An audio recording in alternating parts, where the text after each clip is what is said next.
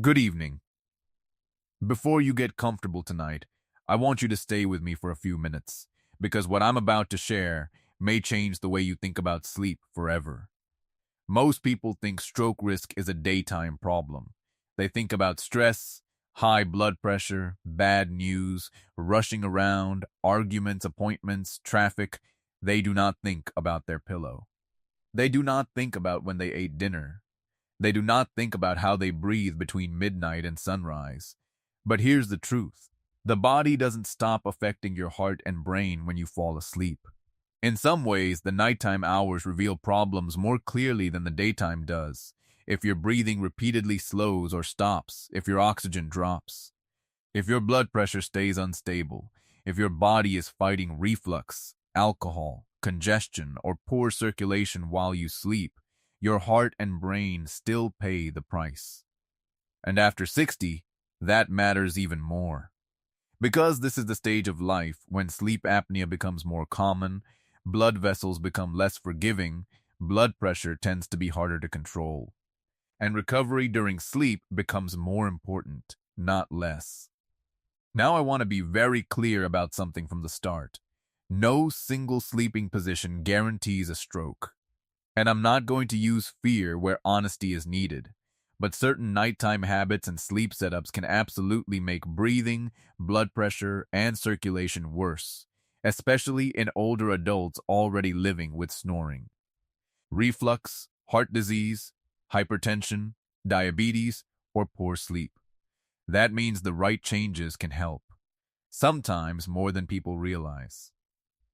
Tonight, I'm going to walk you through 5 nighttime sleep mistakes older adults should stop overlooking, ranked from concerning to most important. And at the end, I'll show you 2 sleep setups that are often safer and more practical for people over 60, depending on what's going on in their body. And please stay with me all the way to the end, because the most important item on this list is not actually a pillow or a mattress issue. It's a warning sign many people ignore for years until something serious happens. Before we start, think about your own sleep for a moment. Are you mostly a back sleeper, a side sleeper, or someone who falls asleep one way and wakes up another?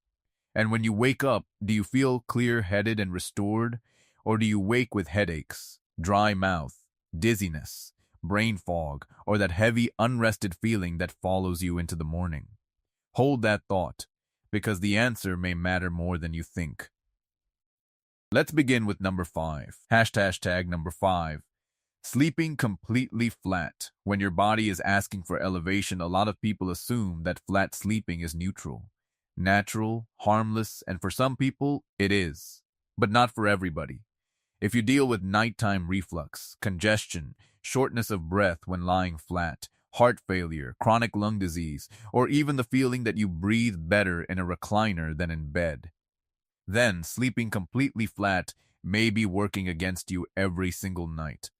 Why?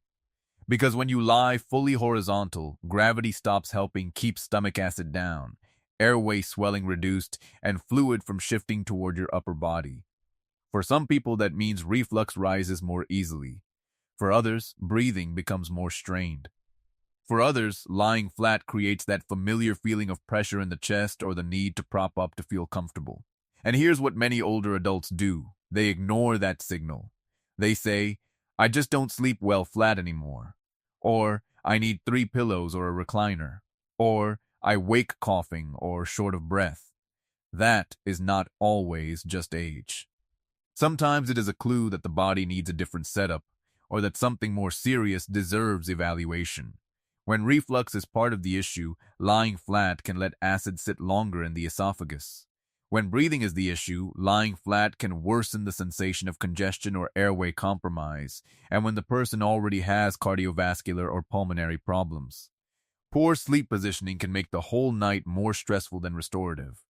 Now, I'm not saying everyone needs to sleep propped up. I'm saying this: if your body repeatedly tells you that flat is uncomfortable, don't dismiss it. Listen to the pattern. A lot of people wake up with a sour taste, cough, throat irritation, or burning in the chest and think the problem is only dinner. Sometimes dinner is part of it, but the sleep setup matters too. A better option for many people is gentle upper body elevation, not by bending only the neck, but by raising the whole upper torso slightly. That can mean a wedge pillow, an adjustable bed, or a carefully arranged incline that lifts the chest, not just the head. And if your issue is mainly reflux, that change can make a surprisingly big difference. Flat sleeping is not automatically bad, but flat sleeping when your breathing, reflux, or circulation clearly worsens in that position is one of the most common nighttime mistakes older adults keep repeating. Now let's move to number 4, because this next one is incredibly common and people think it's helping when sometimes it's doing the opposite. Hashtag number 4, using too many pillows and bending your neck all night. This one catches people off guard. Someone notices reflux, congestion, or snoring, so they start stacking pillows. 1 becomes 2, 2 becomes 3, sometimes 4. They think, I'm elevating myself, so this must be better. But there's a problem. Stacked pillows often don't elevate the torso properly. What they do instead is force the neck forward. The chin drops toward the chest. The head ends up tilted at an awkward angle. And after several hours, that position can leave you with neck pain, tension headaches, jaw tightness, shoulder stiffness, and a sleep posture that doesn't actually help breathing the way you hoped. For some people, this forward folding can also make the upper airway less comfortable and increase the sense of congestion or restriction. So now you have the worst of both worlds, a strained neck and poor quality sleep. This is why people wake up saying things like, my neck is killing me. I have a headache at the base of my skull. I slept all night, but I still feel off. My shoulders are stiff every morning. It's tempting to blame age or stress, but sometimes the real issue is that the sleep setup is bending the body instead of supporting it. What you want is not a pile of pillows under the head. You want alignment. That means the neck stays more neutral. The upper body is supported gradually if elevation is needed. The jaw is not forced down. The shoulders are not scrunched. The head is not pushed into a position you wouldn't tolerate during the day for 8 straight hours. A single supportive pillow or a cervical-style pillow can work better than multiple soft ones collapsing under pressure. And if you truly need elevation because of reflux or orthopnea, a wedge or adjustable base is usually much more effective than stacking pillows under your head alone. This matters because bad sleep posture does not just create soreness, it fragments sleep. And fragmented sleep can worsen blood pressure control, stress hormone patterns, and the body's overall overnight recovery. So if you keep waking with neck pain, morning headaches, shoulder tightness, or a feeling that your elevated position isn't really helping, do not just add another pillow. Rethink the setup entirely. Now, number 3 is where sleep position starts overlapping with one of the most important stroke-related sleep problems of all. Hashtag number 3. Sleeping on your back when you snore, choke, or may have sleep apnea. This is one of the biggest mistakes on the list because it connects directly to something strongly tied to stroke risk: obstructive sleep apnea. Let's simplify what that means. Sleep apnea is when breathing repeatedly stops or becomes restricted during sleep. The airway collapses or narrows. Oxygen can fall. The body has to keep partially waking itself up to breathe again. Many people never remember these arousals, but their heart, blood vessels, and brain absolutely feel them. That repeated strain matters. It can raise blood pressure. It can worsen irregular heart rhythms. It can contribute to poor sleep quality. It can leave people exhausted. And importantly, it has been linked to stroke risk. Now here's where position comes in. For many people with obstructive sleep apnea, sleeping on the back makes it worse. Gravity pulls the tongue and soft tissues backward, narrowing the airway more easily. That means louder snoring, more pauses in breathing, more oxygen drops, and more disruption through the night. This is why side sleeping is often recommended for people with mild or positional sleep apnea. And the problem is that many older adults don't know they have it. They think, I just snore. I wake up tired because I'm older. I doze off in the afternoon because I didn't sleep great. I wake with dry mouth. I wake with headaches. I'm foggy in the morning. I fall asleep during TV. Those are not harmless details. they can be clues. And if someone sleeps on their back on top of all that, the night may be much harder on the body than they realize. Now, I want to be nuanced here. Back sleeping is not automatically dangerous for everyone. Some people do well with it. Some need it for orthopedic reasons. But if you snore heavily, gasp, choke, have witnessed pauses in breathing, wake with headaches, or have been told you stop breathing in your sleep, then back sleeping deserves real caution. Because the question is back sleeping bad? The real question is, what happens to your breathing when you sleep on your back? If the answer is it gets worse, then that position may be contributing to a problem that affects much more than your rest.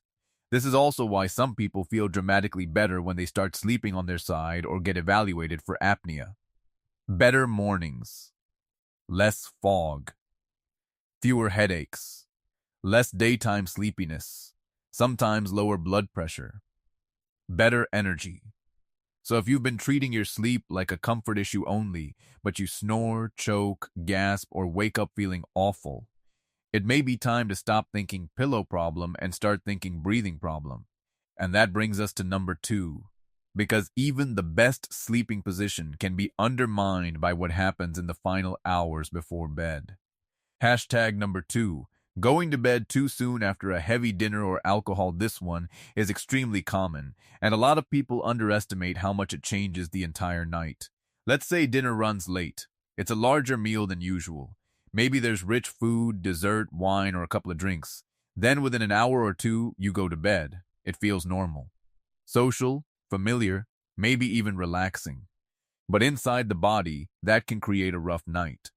A heavy meal close to bedtime can worsen reflux, raise nighttime discomfort, fragment sleep, and make it harder to breathe comfortably if you are already prone to snoring or apnea.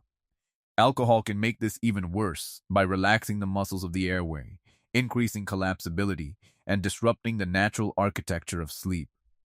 That means more snoring, more breathing instability, more awakenings, more blood pressure disruption, less restorative sleep. And here's the key point. Poor breathing during sleep doesn't just make people tired. It puts repeated stress on the cardiovascular system. Alcohol is especially tricky because people think it helps them sleep. It may help you fall asleep faster, but that is not the same as sleeping well. As the night progresses, alcohol can disrupt normal restorative patterns and affect cardiovascular regulation. Now add reflux to the picture. If a person lies down with a heavy meal still sitting high in the stomach, especially if they sleep flat or on the wrong side for reflux, the night can become a cycle of micro disturbances they barely remember but absolutely feel the next day. They wake up unrested. They feel a headache. Their mouth is dry. Their throat is irritated. Their chest feels off. They think they slept because they were in bed for 7 hours. But recovery never really happened. A much better rule is simple. Finish dinner earlier when possible. Keep late meals lighter. And be careful with alcohol close to bedtime, especially if you already snore, have high blood pressure, wake unrefreshed, or suspect apnea. You do not need perfection. But you do need awareness. Many people spend a fortune chasing supplements, pillows, and sleep gadgets while continuing the one routine that keeps sabotaging the whole night. Big dinner, late alcohol. Bed too soon. Change that, and sometimes the body tells you very quickly that it's grateful.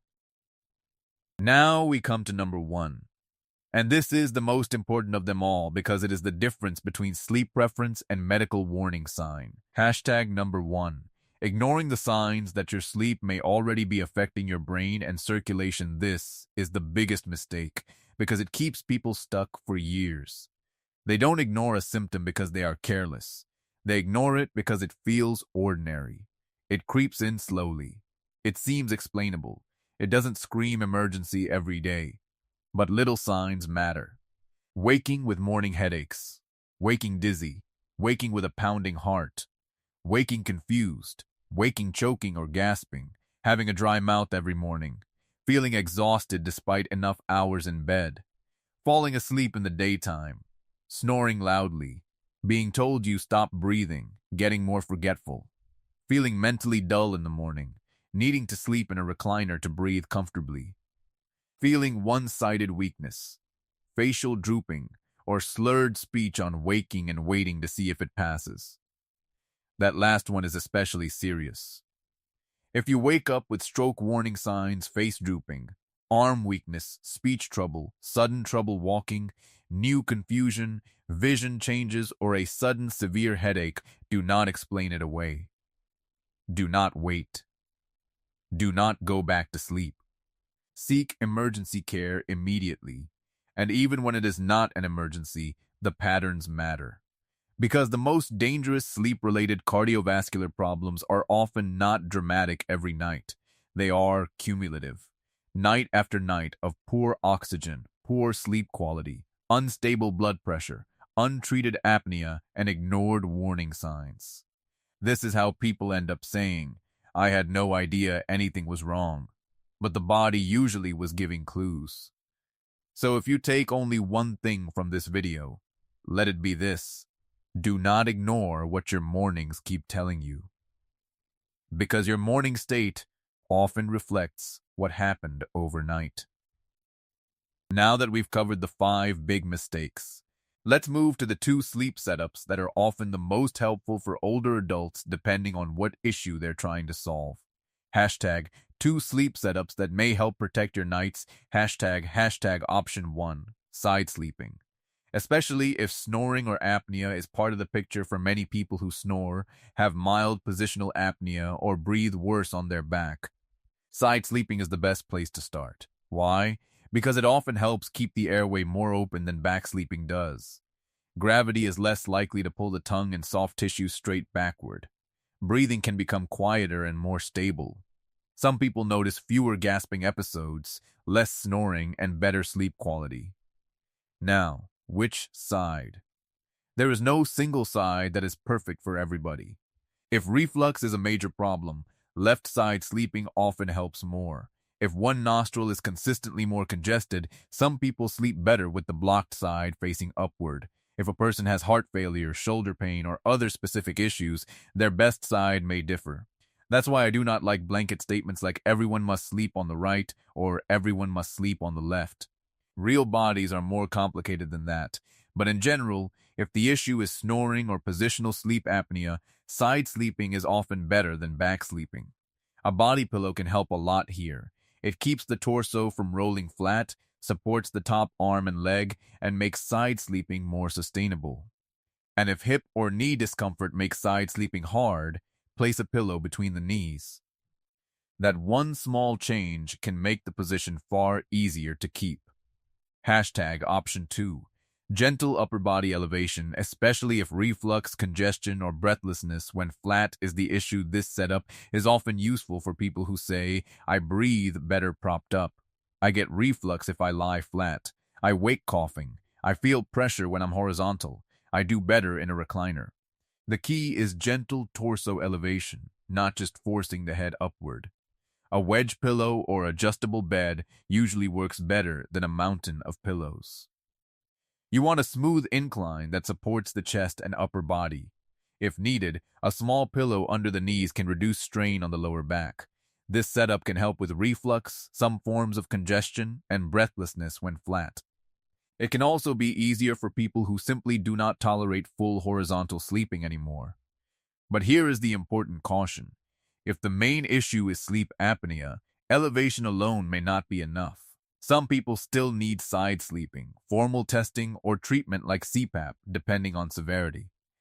That's why the goal is not just to find the most comfortable position. It is to find the position that supports your actual problem.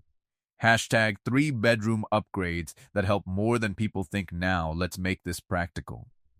Even the best sleep position can be undermined if the room itself is working against you. Hashtag first. Cool the room. A cooler room usually supports better sleep. Many people do better around the mid-60s Fahrenheit. When the room is too warm, sleep can become lighter and more fragmented. Hashtag second. Reduce blue light. Late at night phones, tablets, and bright screens can delay the body's natural wind down. If the mind stays alert, sleep quality drops. And poor sleep quality itself is tied to worse cardiovascular health over time. Hashtag third, respect noise. Even noises that don't fully wake you can pull you out of deeper sleep stages. If needed, use white noise, a fan, or earplugs to smooth out sudden disruptions. These sound basic, but basic does not mean unimportant. Sometimes the body needs fewer stressors, not more gadgets. Hashtag when to stop guessing and get checked if you snore loudly, wake choking. Have uncontrolled blood pressure, morning headaches, excessive daytime sleepiness, or a partner who says you stop breathing, ask about sleep apnea evaluation. If you wake with stroke signs, call emergency services. If you need to sleep upright to breathe, don't ignore that. If reflux keeps waking you, address it. If your mornings are consistently telling you that sleep is not restoring you, believe the pattern. Because the real goal here is not perfect posture. It is protecting the heart, brain, and blood vessels by making sleep more restorative and less stressful. Hashtag closing. So let's bring this all together. After 60, sleep is not just rest. It is recovery. It is circulation. It is blood pressure regulation. It is oxygen delivery. It is brain cleanup. It is cardiovascular repair. And the way you set up that sleep can help or hurt. Sleeping flat when your body needs elevation can worsen reflux or breathing trouble. Too many pillows can bend the neck and ruin alignment. Back sleeping can worsen snoring and positional sleep apnea in many people. Late heavy meals and alcohol can sabotage breathing, reflux, and overnight cardiovascular stability. And the biggest mistake of all is ignoring the signs that your nights are already affecting your brain and circulation. The good news is that you do not need to change everything tonight. Start with one thing. If you snore, try side sleeping. If reflux is the issue, consider left side sleeping or gentle torso elevation. If you stack pillows, replace them with real support. If dinner is too late, move it earlier. If you wake feeling awful, stop assuming that is normal. Because sleep should restore you, not quietly wear you down. And if your goal is to protect your brain, lower your overnight stress on the body, and stay independent for as long as possible, your nighttime routine deserves a lot more respect than most people give it. So tonight, before you turn off the light, ask yourself one simple question. Is the way I sleep helping my body recover, or just getting me through the night? That answer may shape more of your future than you think. Hashtag evidence notes for you only, not part of the read aloud script. I wrote this version to align with better supported evidence and to avoid overclaiming.